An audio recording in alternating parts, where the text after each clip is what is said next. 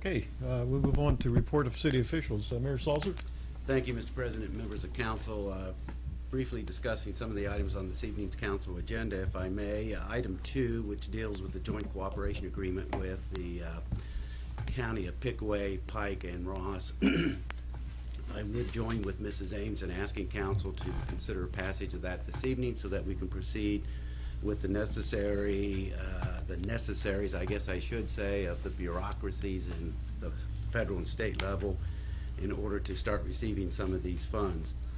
Item 3, I would also ask council's favorable consideration of passage of that this evening. There's no reason for the money to have to sit and wait for it in order to be appropriated. It has in fact been received, and it's just a matter now of the auditor's office then appropriating that to the particular account.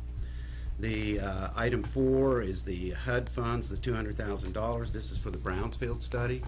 This is the money that the city was awarded that we need to start proceeding. In fact, we have begun to proceed with our consultant in order to identify the brownfield sites within the city itself, so that once that has been identified, applications can then be filed with the state for some grant monies for brownfield cleanups to convert those properties back into more economic development viable properties. Item 5, I'm sorry, I don't know if council is considering passing that this evening, but this is something that we did request for the capital improvement items within the service department and did not appear on the appropriations at the beginning of the year. And then item 6, as Mrs. Malone did indicate, that the paperwork that was necessary to be filed by Menards Incorporated for the permanent operation of the traffic signal on North Bridge Street was not forthcoming until last week. However, the city engineer does have a concern for safety and that we should have a temporary operation of those signals because of the amount of traffic that is there. Also, I'd like to take an opportunity to add something to the Gazette article which appeared last week regarding the graffiti.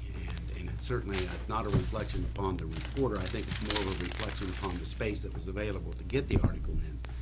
It made it appear that we were saying that because we had a $1,000 deductible on our insurance, we didn't have the monies in order to remove the graffiti. The fact of the matter is, I had stated that even though we had a $1,000 deductible, we had other accounts within the city to have the graffiti removed, and that we were going to go ahead and proceed to use those appropriated funds in order to try and address the problem. But as Tom has already explained, this is something that we fight year in and year out within our park system.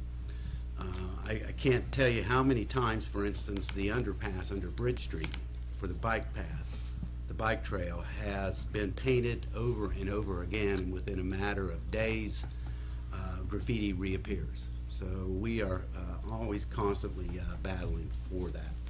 I also did notice this evening a handout that the clerk of council had received from the city of Middleburg Heights with their disgust and anger over the Ohio Department of Transportation regarding salt. And hopefully some of those situations with the Department of Transportation where we also have been purchasing our salt can be resolved. I think I'd indicated to council at the last regular session we were going to be asking for additional funds for salt because of the weather that we've already experienced this winter, and an ordinance to that effect of $45,000 in appropriations to purchase more salt for the city to get us through the remainder of this year will be forthcoming. In fact, I would just forewarn council that I may call a special council meeting for next Monday night in order to appropriate those funds. And lastly, I would like to report on some of the federal stimulus money. It's still, as you probably know, the president signed the bill where about $878 billion was appropriated by the United States Congress to help stimulate the economy, which deals with infrastructure improvements, more energy efficient government buildings, and so forth. Where does the city of Chillicothe stand in all of that mix? Of course, the major cities are already grappling to try and grab as much money as they can. The city of Chillicothe, in conjunction with other local governments, have already filed a list with the state government that when those monies become available, that we also are entitled to a share of that to help create jobs within our own community. One of those projects that's high on our list is the Nina Gardens project, which is approximate cost now of about $1.2 million. and we're hopeful that that project will be looked upon favorably by state government. However, I did indicate to the governor here about 2 weeks ago, when I and about 5 other mayors met with him, that one of the worst things that could happen is, and I know it will happen, state government gets their hands on the money, there will be more rules, more regulations, so many loopholes for local governments to have to jump to in order to get the money, that by the time we get the money, if we're going to get it, it's going to be late in the year.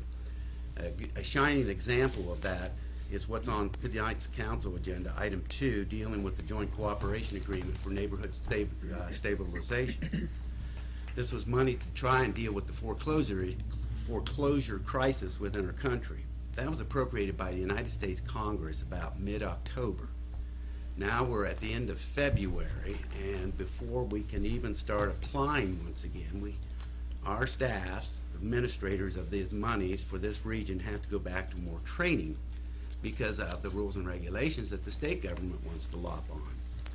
I have no problem with accountability and transparency and the expenditure of taxpayer money. However, the bureaucracy can load it down so much that the effect, the purpose behind the spending is defeated.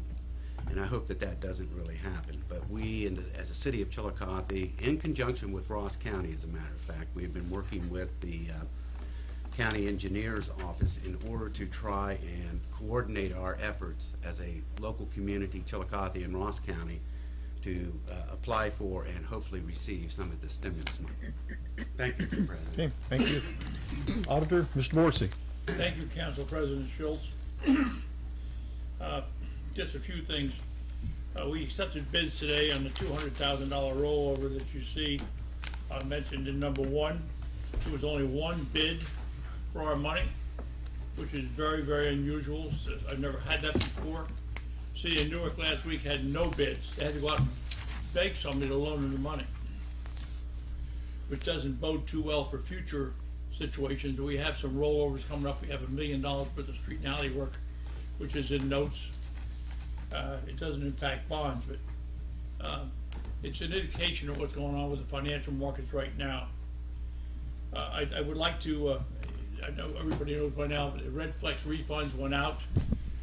Our office finally got the information. I should say the city finally got the information on a Friday afternoon about 3 o'clock.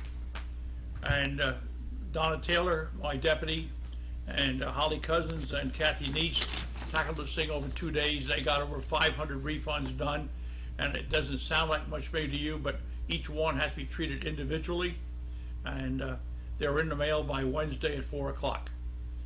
Some of them had errors. Those were not errors that we made. We make our own share of errors, but we didn't make them. Actually, the information we got from Red Flex had some mistakes in it, and hopefully that kind of brings things back to where they belong, which is basically to handle this thing as an everyday situation. I think the mayor covered up most of the rest of these things. That the pump money is, those pumps, by the way, down on the flood wall have already been repaired. The engineer or one of his people called me and said, what are we supposed to do because the pumps won't work if we have flood? I said, fix them. I said, we'll appropriate the money. The check has been received. It's in the bank, and just needs to be passed this evening. Thank you. That ends my report. Okay, thank you. Law Director, Mrs. Eddy. Thank you. I do not have a report this evening. Okay, all right. We will move on then to audience participation. Open the floor to any member of the audience that wishes to address council on any issue.